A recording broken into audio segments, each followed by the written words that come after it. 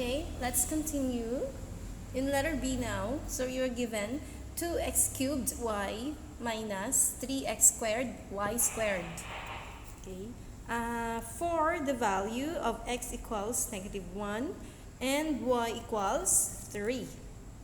Alright? So all you have to do is substitute. So copy first 2 and then open parentheses.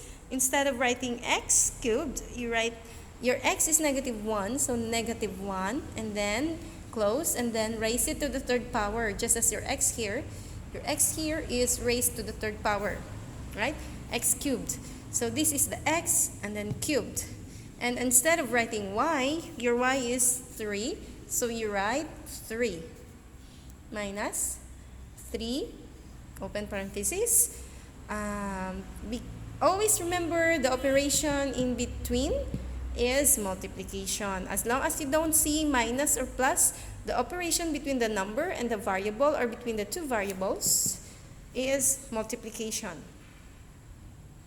Okay, so -1 squared, and your y, instead of writing y, you write 3 and square it.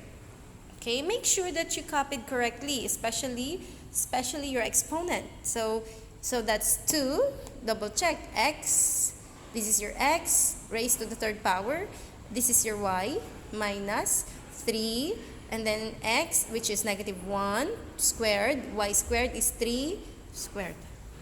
Alright, next, remember you don't multiply right away. Okay, perform the number that is raised, no? So you have -1. -1 cubed means -1 times -1 times -1. Of course, 1 multiplied by itself will always give you 1. Okay, so -1 times negative is positive times negative, it will give you -1. Okay, so there's a technique for that. Remember, if your number or base is negative, you raised it, and your exponent is odd number, the value will always be negative. If the exponent is positive, the negative base will become positive.